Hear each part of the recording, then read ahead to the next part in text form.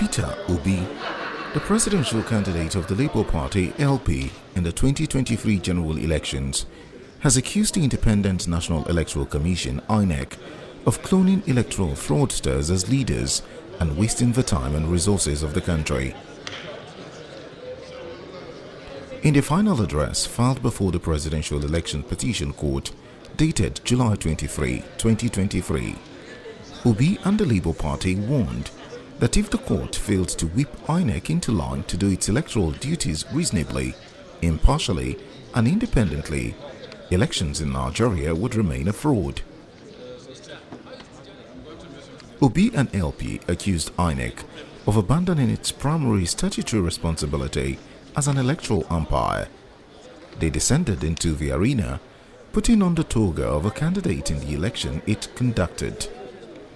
The presidential candidate of the Labour Party said INEC tragically and embarrassingly spent 5.5 pages of its address defending the ground on the no qualification of the second respondent, Bola Tinubu. Obi and LP said, in the case of PDP versus Alechenu 2019, LPELR 49199 CA, this honorable court admonished the first respondent, INEC, who appears to have misunderstood its public duty. Thus,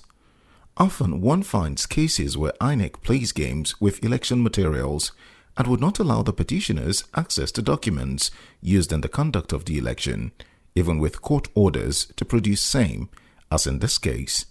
thus playing the cards of the declared winner openly to frustrate the petition.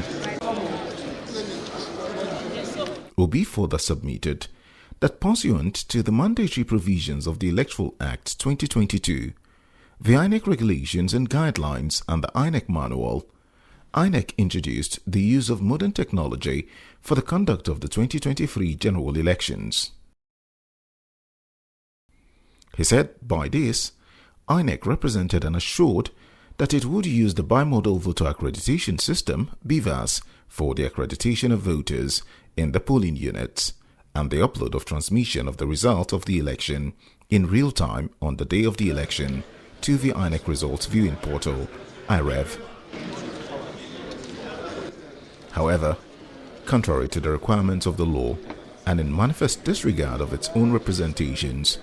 the first respondent, INEC, abandoned and discarded the much expected upload and transmission of the result of the election in real time on the day of the election from the polling units to the IREV.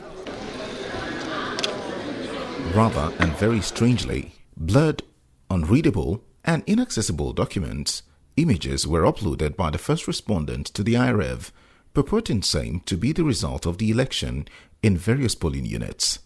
These blurred images and the inaccessible documents were purported to be the result of the election in the polling units. The net result of the upload of blurred images on the IREV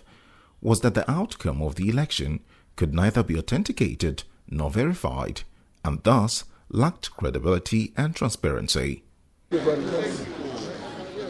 INEC's contention that the collation of the election result remained a manual process is patently false and seems to have disregarded the express provisions of the Electoral Act, regulations and manual for the election. The collation of election results at all the stages of the election process provides explicitly for electronic transmission to the IREV, which is part of the collation system under the Electoral Act. The authority of the Federal High Court determination in suite number FHC/ABJ/CS/1454/2022 relied upon the first respondent in its final address and heavily harped upon in its argument is par inquirium and in manifest contradiction of the binding later decision of the Supreme Court in appeal number SC-CV 508-2023, Oyetola vs. INEC, delivered on May 9, 2023, in 2023 LPELR 60392 SC. Despite the first respondent's claim that the hard copies of the forms ECHA were allegedly used for the manual collation of the election, which by that reasoning ought to be in the first respondent's custody or possession,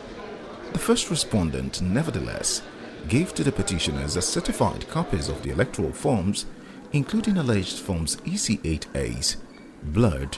blank, and extraneous documents.